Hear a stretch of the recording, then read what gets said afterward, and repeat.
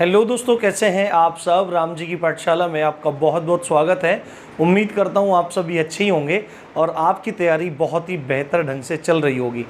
और करते करते करते करते हम आईपीसी के अंत में आ चुके हैं और आज सेकंड लास्ट लेक्चर है आईपीसी का। कल आईपीसी का हम समापन कर देंगे और मात्र 15 से 20 मिनट की वीडियोस में बहुत क्वालिटी कंटेंट मैंने आपको देने का प्रयास किया है। आपको यूपीएसआई की परीक्षा में कोई भी प्रश्न इनसे नहीं छूटेगा यदि आप बहुत अच्छे तरीके से उसको पढ़ के जाएंगे। किसी भी टाइप का क्वेश्चन आएगा आप सॉल्व कर पाएंगे और आपको आने वाले पुलिस के जीवन में एवं आपके साधारण जीवन में भी ये बहुत काम आने वाली है। तो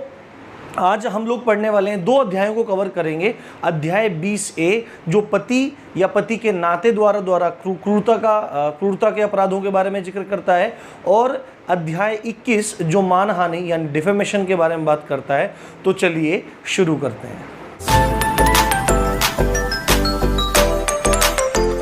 जैसा आप यहाँ पे लिखा देख रहे हैं, देखो थोड़ा सा लाइट का हो सकता है ना, बड़ी मुश्किल से सेटिंग वेटिंग करके रखी है भाई, पर हो सकता है कई बार रिफ्लेक्शन आ जाता है, तो यहाँ पे हो सकता है आपको दिखाई ना दे रहा हो। यहाँ पे मैंने लिख रखा है अध्याय 20A एवं 21 जो धारा 498 से 502 के बीच में है दोनों अध्याय। अध्याय 20 जो है उसका नाम है पति या पति के नातेदार द्वारा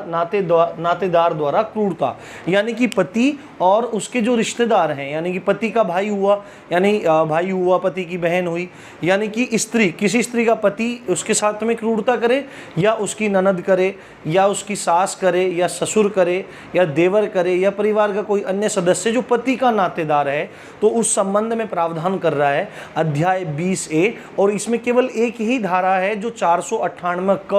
या ए के नाम से प्रसिद्ध है, और ये बहुत ही प्रसिद्ध धारा है। इसमें देखो सीधी सच्ची बात है, यदि किसी स्त्री के पति या पति के नातेदार द्वारा क्रूरता की जाती है, किसी स्त्री के पति, कोई औरत है, कोई स्त्री है, विवाहित स्त्री है, और उसका पति या तो उसके साथ क्रूरता कर रहा है या उस पति का कोई भी नातेदार उसके साथ क्रूरता कर रहा है, तो आईपीसी की धारा 498 में 3 वर्ष के दंड का प्रावधान कर रही है। कितने का? 3 वर्ष के दंड का प्रावधान कर रही है। अब क्रूरता कितने, मतलब किस टाइप की क्रूरता हो उसके साथ में। अब सामान्यतः क्रूरता मानी जाती है कि उसकी मार पिटाई पड़ रही है, उसे डंडे पड़ रहे हैं, थप्पड़ लग रहे हैं, लातें पड़ रही हैं, उसको घर में बंद कर दिया, खाना नहीं दिया जा रहा। तो ये जो क्रूरता है वो 2 तरह की है। मानसिक भी क्रूरता हो, यानी कि जब आए जा रहे हैं, ताने सुनाए जा रहे हैं, उसको डांटा जा रहा है, तेरी माँ ने क्या सिखाया, तेरे बाप ने क्या सिखाया, यही दे के भेजा, ये गरीबों के यहाँ से आ गए, ये हो गया, वो हो गया, फलाना ढिमाका, पढ़ी लिखी नहीं है, अनपढ़ है, जाहिल है। तो इससे क्या होगा, मानसिक क्रूरता माना जाएगा, इसको मानसिक क्रूरता माना जाएगा। और शारीरिक क्रूरता में क्या आ जाएगा, भोजन न देना, लठ से मारना, डंडे से मारना, थप्पड़ मारना, चप्पल मारना, बेल्ट मारना, ये सब शारीरिक क्रूरता के अंतर्गत आ जाएगा। तो यदि कोई स्त्री है और उसका कोई पति या पति का कोई नातेदार है वो शारीरिक या मानसिक क्रूरता करता है, तो धारा 498A के अंतर्गत वो अपराधी है या उसके नातेदार अपराधी हैं और उनके लिए 3 वर्ष के कारावास का प्रावधान किया जा रहा है। अब इसमें स्पष्टीकरण है, जो क्रूरता हो रही है उसमें स्पष्टीकरण है कि क्रूरता हो रही है तो उसका कुछ ना कुछ आधार बनना चाहिए ना, कुछ ना कुछ आधार बनना चाहिए या कुछ ना कुछ रिजल्ट होना चाहिए उसका। वो क्रूरता कब और भी ज़्यादा मतलब पक्की मानी जाएगी, तो स्पष्टीकरण 1 में कही गई है कि उस स्त्री के प्रति ऐसा आचरण हो, ये जो स्त्री है जिसके प्रति क्रूरता हो रही है, तो ऐसा आचरण होना चाहिए कि उस स्त्री का जो जीवन है वो संकटमय हो जाए,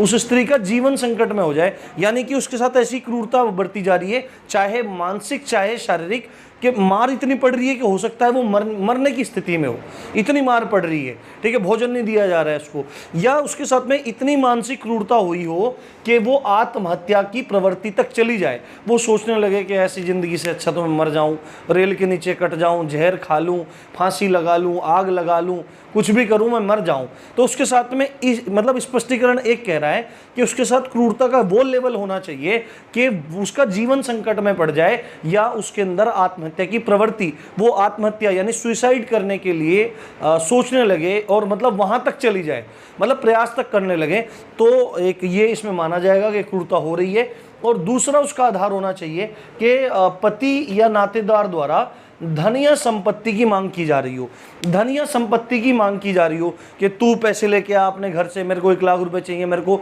गाड़ी चाहिए, मेरे को बंगला चाहिए, अपने बाप से बोल जाके ये कर वो कर, तो ये मांग होनी चाहिए। अब आपको आपका दिमाग एकदम से एकदम घूम गया होगा कि सर ये कौन सी बात है, ये तो दहेज प्रतिषेध अधिनियम में बात चली जाएगी, ये तो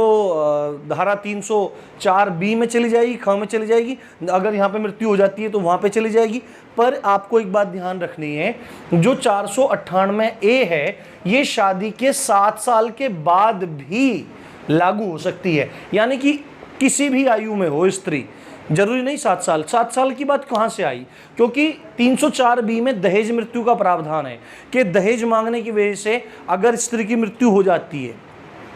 अगर दहेज मांगने की वजह से स्त्री की मृत्यु हो जाती है तो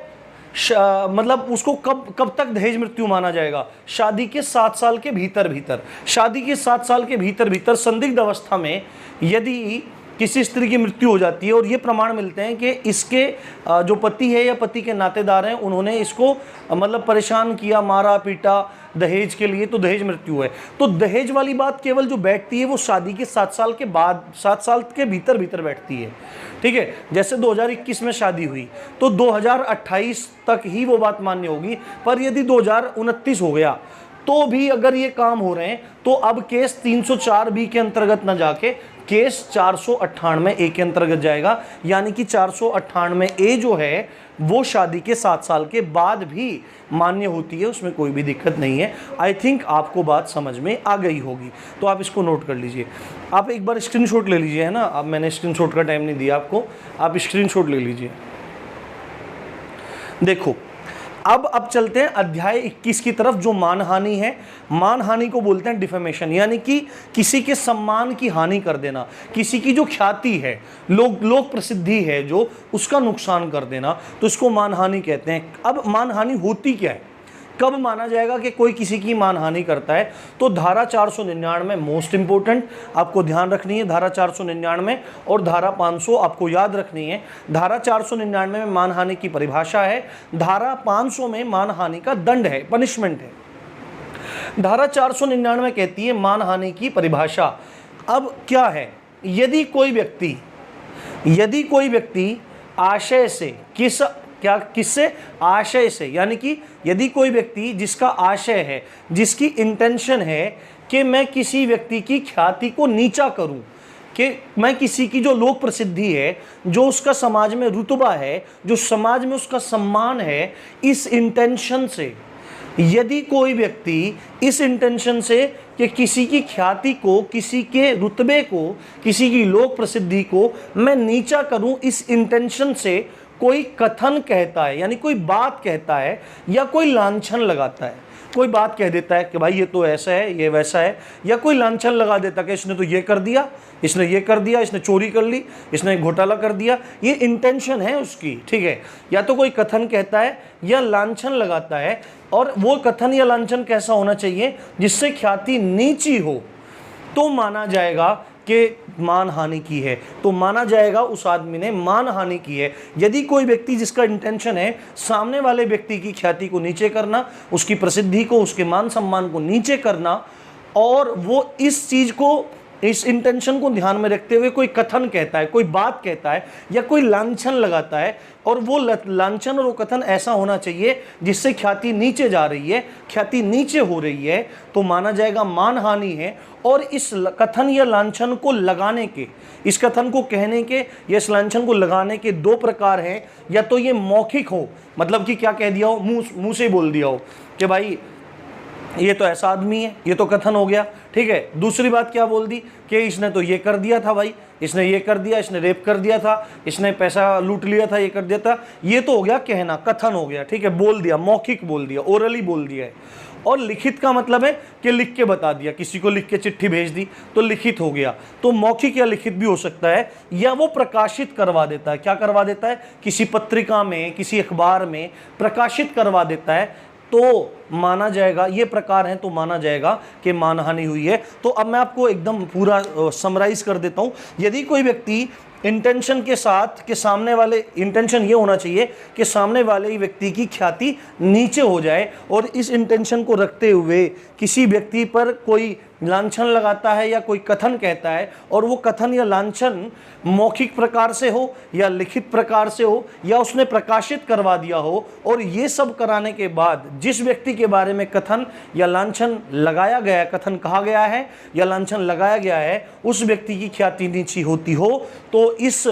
अपराध को, इस बात को, इस कर्म को क्या कहा जाएगा? मानहानि कहा जाएगा। और आप एक चीज ध्यान रख लीजिए, मानहानि किसी की, मानहानि के बातें आएंगी कि मानहानि कब कब हो सकती है। ये तो है मानहानि की परिभाषा, ठीक है, ये मानहानि की परिभाषा है। धारा 500 में कहा गया है यदि कोई मानहानि करता है तो उसके लिए 2 वर्ष के दंड का प्रावधान है। यदि कोई मानहानि करता है और दोष सिद्ध पाया जाता है तो 2 वर्ष के कारावास का प्रावधान है, या जुर्माना भी हो सकता है, या दंड और जुर्माना दोनों हो सकता है। पर स्पष्टीकरण भी है कि मतलब किस हद तक जा सकती है मानहानि, कब कब हो सकती है, किस किस की मानहानि हो सकती है, और इसमें अपवाद भी हैं कि कब मानहानि नहीं माना जाएगा। अगर कोई लांछन कथन भी कहा जा रहा है तो भी तब मतलब मानहानि नहीं माना जाएगा। अपवाद हैं, एक्सेप्शंस हैं, और स्पष्टीकरण है, कुछ एक्सप्लेनेशन है कब कब मानहानि हो सकती है। तो सबसे पहली बात, आपके दिमाग में ये चीज़ नहीं रहनी चाहिए कि केवल जिंदा आदमी की ही मानहानि हो सकती है, ठीक है। जिंदा आदमी की मानहानि क्या, जो 499 में है, मानहानि क्या, जो 499 में है, और ये कब कब और किस किस की हो सकती है। तो आपको ये चीज़ ध्यान रखनी है, केवल जिंदा व्यक्ति की ही, जीवित व्यक्ति की ही मानहानि नहीं हो सकती, मृत व्यक्ति की भी मानहानि हो सकती है, मरे हुए व्यक्ति की भी मानहानि हो सकती है। यदि मृत व्यक्ति के लिए किसी कथन का या किसी लांछन का प्रयोग किया जा रहा है, कोई कथन का प्रयोग किया जा रहा है, इन तीनों में से कोई से भी तरीके से मौखिक, लिखित या प्रकाशित करवाकर कोई कथन कहा जा रहा है या लांछन लगवाया जा रहा है, और उस कथन या लांछन से उस व्यक्ति के, उस मृत व्यक्ति के रिश्तेदारों को मानहानि लगे, किसी मृत व्यक्ति की मानहानि की जा रही है, और उस मृत व्यक्ति के रिश्तेदारों को, बेटे को, बेटी को, बहू को, मतलब कोई भी जो उसका रिश्तेदार हो, सगा संबंधी हो, उनको लगे कि ये जो गुजर गए हैं, ये जो मेरे कुछ लगते हैं, इनकी मानहानि इस चीज़ से हुई है, तो मानहानि मानी जाएगी और उसका मुकदमा दर्ज हो जाएगा। उसके बाद दूसरी बात, यदि कोई संघ है, कोई संगठन है, कोई ऑर्गेनाइजेशन है ना, कोई क्या बोलते हैं उसको, संघ तो आप समझते होंगे, यूनियन, कोई यूनियन है, ठीक है, कोई संगठन यानी ऑर्गेनाइजेशन है, कोई कंपनी है ना, कोई समुदाय यानी कि कोई कम्युनिटी है, किसी यूनियन की, किसी संगठन की यानी कि ऑर्गेनाइजेशन की, किसी कंपनी की या किसी कम्युनिटी की भी मानहानि हो सकती है। पहली बात तो आई थी व्यक्ति की मानहानि, तो व्यक्ति जिंदा हो या मृत हो दोनों की मानी जाएगी। अब खाली व्यक्ति की नहीं, किसी संघ की यानी किसी यूनियन की भी हो सकती है, किसी ऑर्गेनाइजेशन की भी हो सकती है, किसी कंपनी की भी हो सकती है, और किसी कम्युनिटी की भी मानहानि हो सकती है। इसके बारे में एक बहुत प्रसिद्ध केस है, सूरजमल वर्सेस शत्रुघ्न सिन्हा। शत्रुघ्न सिन्हा, अब शत्रुघ्न सिन्हा है आई थिंक, है ना, शत्रुघ्न नहीं है, शत्रुघ्न सिन्हा। शत्रुघ्न सिन्हा एक जाने माने बॉलीवुड एक्टर हैं। तो उन्होंने एक स्टार डस्ट नामक पत्रिका है, एक स्टार डस्ट नामक पत्रिका है, उसमें एक इंटरव्यू के दौरान, एक स्टार डस्ट पत्रिका है, उसमें इंटरव्यू के दौरान जो मारवाड़ी लोग होते हैं, आपको पता है मारवाड़ी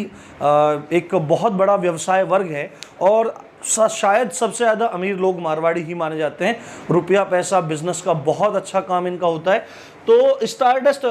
मारवाड़ क्या, मारवाड़ राजस्थान के एक क्षेत्र है मारवाड़, तो वहाँ से जो लोग संबद्ध हैं उनको मारवाड़ी माना गया है। तो शत्रुघ्न सिन्हा ने क्या काम किया, स्टारडस्ट में एक इंटरव्यू के दौरान मारवाड़ियों को देशद्रोही कह दिया कि मारवाड़ी क्या है, देशद्रोही हैं, ये बात बोल दी उन्होंने। तो इस बात पे एक जो मारवाड़ी थे उनको क्या लग गया, उनको बुरा लग गया, और उन्होंने शत्रुघ्न सिन्हा के खिलाफ मानहानि का केस दर्ज कर दिया। तो आपको ये बात ध्यान रखनी है कि किसी संघ की, किसी संगठन की, किसी कंपनी की या किसी समुदाय की भी मानहानि हो सकती है। तीसरी बात, कब और मानहानि हो सकती है। अब एक तो हुआ कि हमने पूरी इंटेंशन में कहा, ठीक है, इंटेंशन तो होनी चाहिए, तो हमने क्या कर दिया, मौखिक कह दिया, लिखित कह दिया, और मान लिया सामने वाले को मानहानि लग गई, और जब मानहानि का केस दायर होने लगा, कुछ भी होने लगा, तो जिसने कोई कथन कहा है, कोई लांछन लगाया है, वो कहने लगे कि यार मैंने तो मजाक में कह दिया था, मैंने तो व्यंग में कह दिया, मैंने तो वैसे ही हंसी मजाक में बोल दिया। तो यार ये मानहानि थोड़ी हुई, वो बाद में बचने के लिए ऐसा कुछ करने लगे, या व्यंगात्मक भी कर दिया हो, व्यंग भी कर दिया हो उसने, मजाक में भी कह दिया हो, तो ये मानहानि मानी जाएगी। व्यंगात्मक बात कहना भी मानहानि है। व्यंगात्मक बात, हंसी मजाक में कोई बात कह दी और सामने वाले को फील हो गई, तो ये मानहानि है। और चौथी बात, यदि कोई व्यक्ति किसी व्यक्ति के शरीर के बारे में, उसकी जाति के बारे में, उसके व्यवसाय के बारे में, यानी किसी की बॉडी के बारे में, किसी के कास्ट के बारे में, किसी के बिजनेस के या काम धंधे के बारे में ऐसी बात करे, आदि के बारे में कोई ऐसी बात करे, यदि कोई व्यक्ति किसी अन्य व्यक्ति के शरीर के, जाति के या काम धंधे, व्यवसाय, नौकरी, पैसे आदि के बारे में ऐसी बात करे जो दूसरे व्यक्तियों के मन में उसके प्रति घृणा पैदा करे, उसके प्रति घृणा पैदा करे, तो ये भी मानहानि माना जाएगा। देखो, मुझे लगता है आपको ये थोड़ी बात समझ में नहीं आई होगी। सपोज करो कोई व्यक्ति ए है और कोई व्यक्ति बी है, और वो किसी गांव में रहते हैं, और तो क्या करता है, ए जो व्यक्ति है वो बी के शरीर के बारे में कोई बात बोलता है, या उसकी जाति के बारे में कोई बात बोलता है, या उसके व्यवसाय के बारे में बात बोलता है, और वो बातें ऐसी हैं जिससे तमाम गांव वाले के मन में उस बी के प्रति घृणा पैदा हो जाए कि यार छी यार, ये तो कैसा आदमी है। तो यदि घृणा पैदा हो रही है ऐसी बातों से, तो भी मानहानि मानी जाएगी। ये 4 स्पष्टीकरण आपको याद रखने हैं और नोट कर लेने हैं, शॉर्ट फॉर्म में नोट करना है, आपको क्लियर हो जाएगा। अब अपवाद हैं, कितने अपवाद हैं? 10 अपवाद हैं इसके, पर मैं केवल आपको 8 ही पढ़ा रहा हूं यहाँ पे, क्योंकि 8 ही आपके लिए सीधे सीधे हैं और इंपॉर्टेंट भी हैं, आप समझना जरूरी है। तो कब हम मानहानि नहीं माना जाएगा? सबसे पहली बात कि सत्य बात का लांछन लगाना। अब मान लिया किसी ने, एक लांछन भी तो होता है, एक तो सच्चा लांछन होता है, एक झूठा लांछन होता है। सपोज करो किसी ने किसी को कह दिया कि इसने चोरी की है और उसने चोरी ना करी हो, तो ये झूठा लांछन हो गया, ठीक है। और किसी ने बोल दिया कि इसने चोरी की है और वो चोरी उसने की है, तो सत्य बात हुई। तो सत्य बात का लांछन लगाना, और वो लांछन ऐसा हो जिससे लोक कल्याण होता हो, यानी कि पब्लिक के फेवर में हो, समाज के फेवर में हो, ऐसा लांछन, यानी पब्लिक का भला उसमें हो रहा हो, ऐसा सत्य लांछन लगाना अब मानहानि नहीं माना जाएगा, बिल्कुल भी मानहानि नहीं माना जाएगा। ये बात आपको ध्यान रखना है। सत्य बात का लांछन जो लोक कल्याण में हो, पब्लिक के फेवर में हो, पब्लिक के भले के लिए हो, तो वो मानहानि में नहीं माना जाएगा। दूसरी बात है लोक सेवक के कार्यों के बारे में बात करना। अगर कोई लोक सेवक है, लोक सेवक किस में है, मैंने कई बार पूछा है, उसमें धारा 21 में लोक सेवक की बात आती है। तो जो भी कोई लोक सेवक है वो कोई भी काम कर रहा है, या उसके काम के बारे में या उसके आचरण के बारे में यदि कोई बात कहता है, तो मानहानि नहीं माना जाएगा। सामान्यतः आपने देखा होगा पुलिस वालों के बारे में तमाम तरह की बातें लोग करते हैं। तो मान लिया किसी पुलिस वाले के बारे में बोल दिया, तो किसी पे मानहानि का केस नहीं हुआ आज तक। अब वो क्यों नहीं हुआ? क्योंकि लोक सेवकों के कार्य के बारे में बात करना मानहानि नहीं है, ये अपवाद है। तीसरी बात है कोई लोक प्रश्न, मतलब कि कोई ऐसा क्वेश्चन हो जिसको पूरी की पूरी सोसाइटी, पूरी की पूरी पब्लिक जानना चाहती हो, ऐसा क्वेश्चन है, और उसके बारे में जानने के लिए उस प्रश्न को करती है ना, चाहे अखबार में निकालती है, मौखिक करती है या प्रकाशित करवाती है। तो मतलब कोई भी प्रकाशित करवाता है जो लोक प्रश्न है, और उस लोक प्रश्न में किसी व्यक्ति के आचरण को उजागर किया गया हो, किसी लोक प्रश्न में किसी व्यक्ति के आचरण को उजागर किया गया हो, यानी कोई लोक क्वेश्चन है, एक कोई लोक प्रश्न है, पब्लिक क्वेश्चन है, वो न्यूज़पेपर में डाला गया या कहीं भी किसी भी तरह से पूछा गया, और उस क्वेश्चन में किसी अन्य व्यक्ति के बारे में कोई बात आ रही हो, उसके आचरण की बात आ रही हो, तो ये मानहानि नहीं माना जाएगा। अब ये बात पूछ ली गई, लोक प्रश्न पूछ लिया गया, और उस व्यक्ति ने क्या कर दिया कि भाई तुमने लोक प्रश्न, ये क्वेश्चन में मेरा नाम क्यों ले दिया, तुमने तो मानहानि कर दी मेरी। तो उस व्यक्ति का जो दावा होगा वो सच्चा नहीं माना जाएगा, क्योंकि जिस व्यक्ति ने प्रश्न पूछा वो एक पब्लिक क्वेश्चन था, वो एक लोक प्रश्न था, और चाहे उसमें किसी व्यक्ति के आचरण का उजागर भी हो रहा हो, तो मानहानि नहीं मानी जाएगी। चौथी बात है न्यायालय के निर्णयों का प्रकाशन। अब जो कोर्ट है उनसे जो डिसीजन आते हैं, वर्डिक्ट आते हैं, तो उनमें आपने देखा होगा कि 10 साल पहले किया था रेप, हो रही है सजा, ठीक है, 10 साल 20 साल पहले की थी, हत्या की थी, मतलब कुल मिला के तमाम तरह के जो निर्णय आते हैं उसमें देखा होगा कि इस धारा में इस व्यक्ति को ये सजा सुनाई गई। तो अब जिसको सजा सुनाई गई वो अखबार वालों के प्रति मानहानि का केस दर्ज नहीं कर सकता, ठीक है, क्योंकि ये अपवादों के अंतर्गत है। इसको मानहानि के मामले में छूट है कि जो न्यायालयों के निर्णय हैं उनका प्रकाशन करना भी मानहानि नहीं माना जाएगा, ठीक है। उसकी बात है पांचवा, कोई टीचर है या मम्मी पापा, या क्या करता है कोई पेरेंट है, कोई गार्जियन है, पेरेंट तो मम्मी पापा ही होते हैं, कोई गार्जियन है और उसने बात कह दी, टीचर ने बच्चे को कोई बात कह दी कि तू तो नालायक है, तू तो ऐसा है, क्लास में सुना दी, और उसने कहा मास्टर तुझे देखूंगा भाई साहब मैं मास्टर तुझे देख लूंगा मैं, तूने मेरी बेइज्जती कर दी, तूने मेरा डिफेमेशन कर दिया, धारा 499 आईपीसी याद रखना, 500 के अंतर्गत तुमको 2 वर्ष का कारावास दिलवाया जाएगा। तो एकदम टीचर जी बोलेंगे कि बेटा हम तुम्हारे बाप हैं, हम तुमसे ज़्यादा जानते हैं। उसमें अपवादों का सेक्शन भी आप पढ़िए कि वहाँ पे अध्यापक यानी मैं, शिष्य यानी कि तुम, मेरे द्वारा तुम्हारी की गई घनघोर बेइज्जती का कोई भी मानहानि से लेना देना नहीं है, और दे दमादम लट फिर हो जाएगा। तो ये बात है, अध्यापक कुछ कह देता है, मम्मी पापा कुछ कह देते हैं, चाहे पब्लिक में कह रहे हैं, कुछ भी कह रहे हैं, तो नहीं माना जाएगा। या संरक्षक, चाचा ताया, कुछ भी, चाचा ताऊ जी, कोई भी जो संरक्षक है, जिसके संरक्षण में वो व्यक्ति रह रहा है, तो वो कोई बात कह देगा तो मानहानि नहीं माना जाएगा। उसके बाद है, अगर मालिक से नौकर की शिकायत कर दी जाए, मालिक से नौकर की शिकायत कर दी जाए, कोई अन्य व्यक्ति आता है कि भाई तुम्हारा नौकर तो दुकान में घपलेबाजी कर रहा है, ये कर रहा है, वो कर रहा है, लांछन लगाया जा रहा है ना, घपलेबाजी कर रहा है, लांछन लगाया जा रहा है, तो नौकर कहेगा धारा 499 याद है, वो कहेगा कि धारा 499 के अपवाद याद है। उन्होंने कहा हाँ ना नहीं भाई पता नहीं है, कि मालिक से नौकर की शिकायत कर रहा हूं तो ये मानहानि के अंतर्गत नहीं आएगा। उसके बाद 7वां पॉइंट जो है, अपनी या अन्य की सुरक्षा में कही गई बात, अपनी या किसी अन्य की सुरक्षा में यदि कोई बात कही जाती है तो ये मानहानि के अंतर्गत नहीं आता। जैसे सपोज करो एक व्यक्ति ए है, एक व्यक्ति बी है, एक व्यक्ति सी है, तो ए जो व्यक्ति है उसकी परचून की दुकान है, और बी व्यक्ति का भी कोई ना कोई काम धंधा है, उसका कुछ और काम धंधा है, सपोज करो उसका तेल का स्पेलर है, वो तेल निकालता है। तो अब एक दिन ऐसा हुआ तो सी क्या करता है, तेल जाके लेता रहता है, उसका उधार चुकाता ही नहीं है, तेल जाके लेता रहता है, उसका उधार चुकाता ही नहीं है। तो एक दिन एक ही दुकान पे, जो परचून की दुकान कर रहा है, बी इसकी दुकान पे जाके बैठ जाता है, और तभी सी आ जाता है कि भाई यार मेरे को दाल चावल आटा ये फलाना ढिमाका दे दे। तो बी एकदम से मना करता है कि भाई यार इस पे विश्वास ना करे, और ये तो ऐसे ही है, फर्जी आदमी है, उधार लेके चुकाता नहीं, मेरा भी नहीं दिया है। तो यहाँ पे सी भी फर जाएगा, मानहानि कर दी। तो फिर एकदम से कहेगा वो आदमी कि मानहानि नहीं है, अपनी या अन्य की सुरक्षा में, चाहे वो शारीरिक सुरक्षा हो या वो सांपातिक सुरक्षा हो, है ना, तो अगर उसमें कोई बात कही जा रही है तो मानहानि नहीं मानी जाएगी। और अपनी भलाई में या लोक कल्याण में या लोक की भलाई में कही गई कोई बात मानहानि नहीं मानी जाएगी। उम्मीद है आपको चीज़ें बहुत अच्छे से समझ में आ गई होंगी, किसको मानहानि कहते हैं, कब कब मानी जाएगी, क्या अपवाद हो सकते हैं। तो यार मैक्सिमम शेयर करो और वीडियो को लाइक भी कर दिया करो भाई, यार कम से कम इतनी मेहनत मैं करता हूँ आपके लिए, इसको शेयर करो भाई, मैक्सिमम शेयर करो, राम जी की पाठशाला को बढ़ाओ भाई, तभी तो तुम्हारे लिए सुविधाएं आएंगी।